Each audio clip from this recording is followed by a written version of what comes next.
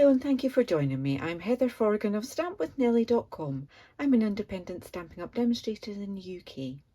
And today's project is this cute little box for a packet of shortbread. So the box itself opens at the top, but also opens at the bottom so that you can make them up and then store them flat, ready for when you want to use them. So I've used the Christmas Scottie bundle to decorate this, not using any designer series paper. I've just stamped with that lovely sort of ribbon swirl and used the punch for the cute little Scottie dog with black card and some of the real red glimmer paper, which comes in a pack with white, and you get 8 in total, 4 of each of the colours of this glimmer paper, super shiny, white or real red. So I'm just going to make exactly the same again. I've got a piece of real red card. Let me just pop these out of the way. That measures 7 inches by 6 inches. So on the long side, the 7 inches side, I want to score that at 2 1/2, 3 1/4, then 5 3/4, and 6 1/2. Okay, turn that around and score that at 1/2 inch, and then 1 1/4 inches, then at 4 3/4, and 5 1/2. So you've actually got a 1/2 inch and then a 3/4. No, sorry, can't remember what it was. Was it a 3/4? Yes, it is. Either end of that, and that's for your 2 bits that will fold over. There's quite a bit of cutting to do on this, so I will use both of my large scissors and my snips, but I will burnish those score lines first of all. So as always, there will be a link to my blog in the description bar below. That blog will have all of these measurements in case you've missed any, and will have links to the products that I'm using.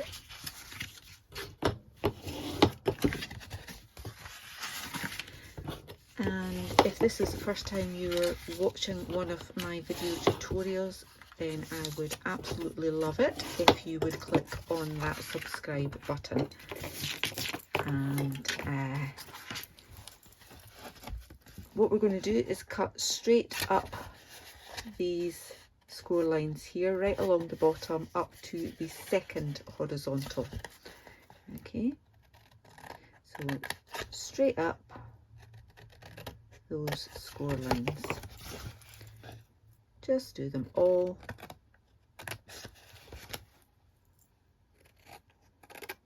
Turn it around and do exactly the same again. Okay, so all of them to the 2nd horizontal score line. That's the easy bit.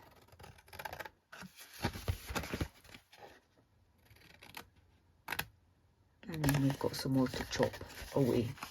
Okay, so with your skinny tab there, you want to take away this piece here. What I'll do first is just chop a tiny little bit there, and then it's easier to see where your tab is. Didn't get that right to the corner. There we go. Okay. So we've got our tab for joining there. This piece here I want to take out completely, so I'm going to fold those away and then This is where I'll use my bigger scissors to just chop that in a nice straight line. Okay. A little tough there, but I can tidy that up in a moment. Okay. Now I want to do the same, but opposite. Okay, so I want to take this one out. So I can tuck all of those away out the road and take that one off. Okay, so that's the major chopping done. A little bit more to do. So each of these that have got the sort of square there, take that rectangle off. Okay, you've got 4 of them to do, and then that's all you need to do with that. You then want to chop into those just to make it easier to fold. You've not got quite so much bulk at the joins. Okay, so same again, chop in to those.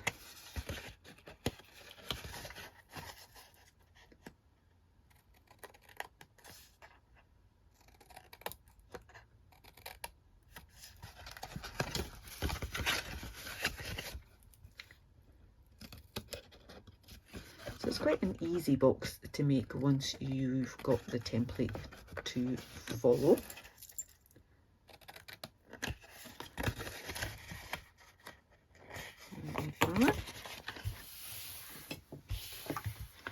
So we now look like this. We've got opposite pieces, we've got those 4 and our tab there. We just want to take off a tiny little sliver on these pieces here, just to make it easier to tuck in to your box. But if you take off a huge chunk, then it might pop up a little bit and it's not quite so neat looking. Okay, so again, tab there, and that's how it looks. Okay, so we need to think about the decoration now, and I have some white, basic white card, and I've got my real red ink pad, and all of these stamps are from the Christmas Scottie stamp set. I'm just going to stamp the Merry Christmas at the top, and the May Your Days Be Furry and Bright along the bottom here. Okay, and then that piece will go on there. So this piece was trimmed down to 3 1/4 by 2 1/4. Okay. I then want to randomly stamp this other piece, which is probably too big, but it's just what I had lying around. Overlap them, doesn't matter if you don't get it perfect. Overlap that again, like so. Just filling in the gaps.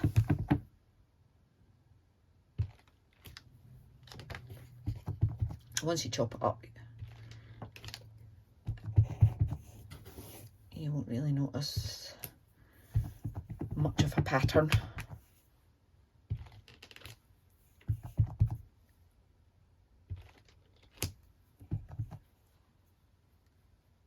Actually,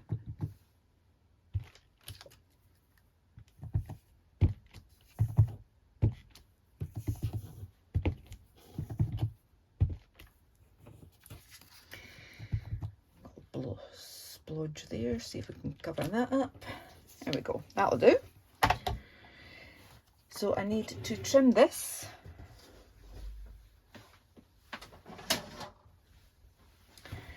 need another piece that is the same as the bit that we did for the front. So I want that to be, forgotten what I said, 2 1/4 by 3 1/4, and I think I've already got this at 3 1/4. Yes, I do. So 2 1/4. Chop that off. That can be the back, and then I have got more than I need because I only need 3/4 of an inch. Is that? Half an inch. Only need 1/2 inch pieces for the sides. So one there, and that's where you can pop out the bits you didn't stamp very well and use another bit. There we go. So bring this piece back in. I know that that bit there is the back, so I can just pop this piece on.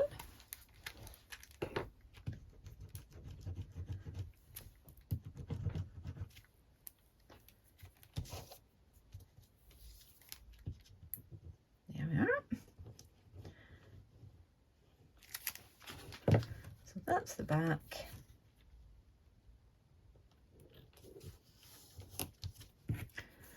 Then a side.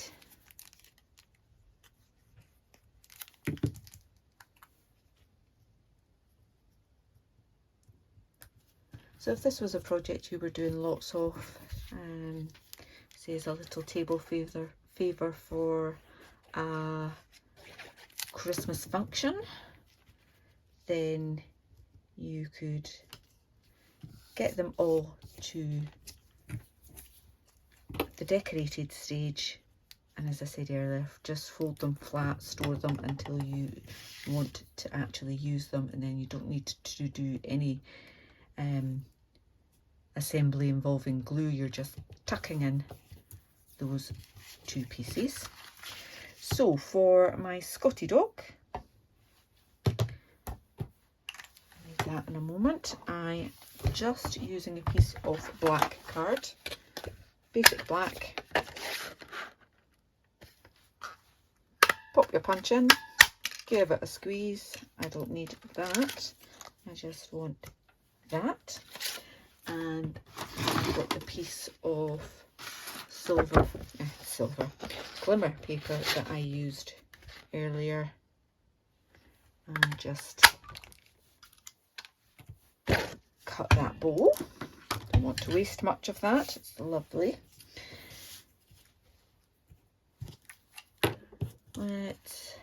So we could pop them the other way around. Will we do that? Why not? Because it's just black card, doesn't matter which way around it goes.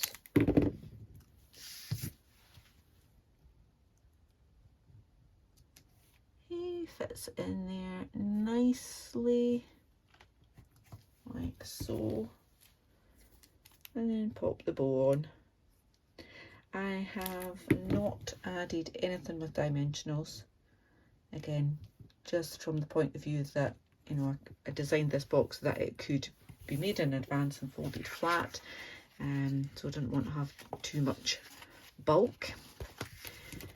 Just add some glue to your side tab,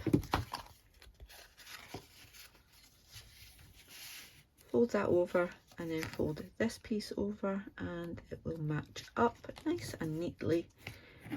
Just give that a decent press. Then you can fold in and tuck that piece in at the bottom for your base. Pop in your shortbread biscuits, and then pop that in there too. Now, did I decorate the top bit? I did. Forgot about that. So I need to chop off another piece of this that is another 1/2 inch, and this time 2 1/4. Not actually getting very much pattern on that, are we? Doesn't matter. 2 1/4.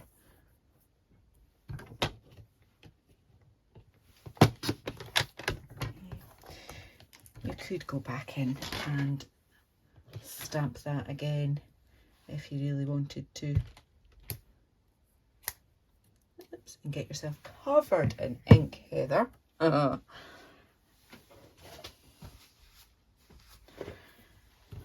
Really didn't do that very well at all. I'm going to chop another bit. 1/2 inch. Take that bit off there, and then 1/2 inch here will give us a bit more of the design on it. That's much better. Much better. 2 1/4.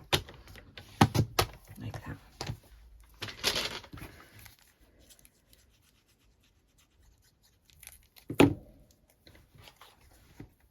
Pop that on there. Like so. And my finishing touches were to add some dots. And these are from the classic matte dots that have white, vanilla, basic grey and basic black. And I just added a little selection of the black ones on the first one. I think I'll do a mixture of black and white on this one.